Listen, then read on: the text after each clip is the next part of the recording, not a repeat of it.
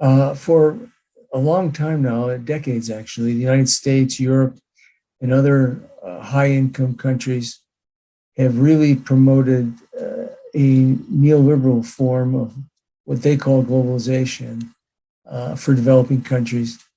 And they have help from these big multilateral financial institutions like the IMF and the World Bank. And they have argued that these policies are really good and successful for developing countries. Here's President Obama in a speech he made to the United Nations. The integration of our global economy has made life better for billions of men, women, and children. Over the last 25 years, the number of people living in extreme poverty has been cut from nearly 40% of humanity to under 10%. The thing that he doesn't say, and that most people don't, is that 2/3 of this reduction in extreme poverty was in China.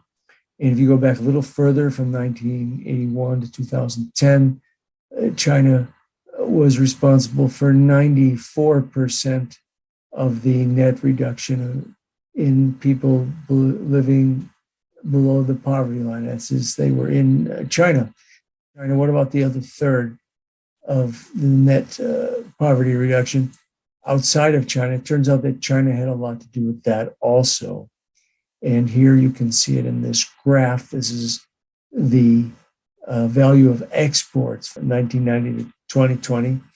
And you see that these are exports from low and middle income countries to China, and they increased from 21 billion to 561 billion. So that contributed a lot to developing country growth. And there were also hundreds of billions of dollars of investment and loans and aid from China during this time. And so Chinese globalization, of course, has done extremely well for China also. Income per person, or GDP per person, multiplied 26 times since 1980. There's never been growth like this in the history of the world, this fast. And it was based, however, on very different policies that were adopted by the vast majority of low and middle income countries in this neoliberal era, beginning from 1980. Here you can see that most of the investment in China during this period was controlled by the government, with a very large role for state-owned enterprises. You can see they still had more than 44% of major industrial companies' assets during this period. You also had a financial system that was largely state-controlled, and the central bank is still not independent.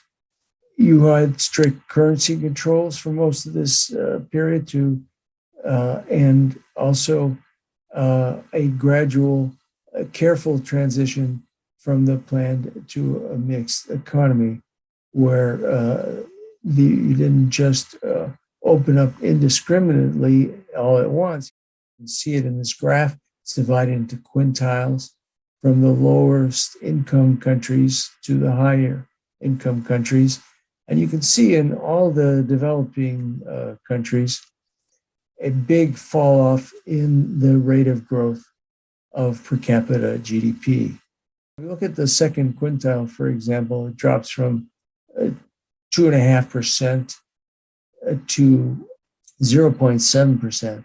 So at 2.5%, income per person, or GDP per person, would double in 29 years, and at 0.7, it takes 99 years. If you look at Latin America, for example, you had income grew by 91% GDP per person over those 20 years from 1960 to 1980, and then they only grew by 5% over the whole period from 80 to 2000. So that was a really huge economic failure You can see also a rebound in the first 15 years of the 21st century.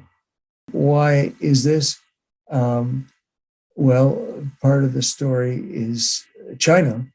You had the increased exports that we noted above, and China's investment did not come with conditions like you have for the multilateral institutions that are controlled by the United States, the IMF and the World Bank, and they attach conditions. So that helped also because countries had more freedom, that they had an alternative source of investment and loans. And you saw, though, in the first decade, especially the 21st century, there was a major loss of IMF influence and lending in middle-income countries. It looks like a lot of the people who are praising the success of what they call globalization, the neoliberal globalization, are really unintentionally praising Chinese economic policies. There should be more research looking at what China did. There should be more skepticism and inquiry regarding the impact of these neoliberal reforms that were instituted in most low and middle income countries.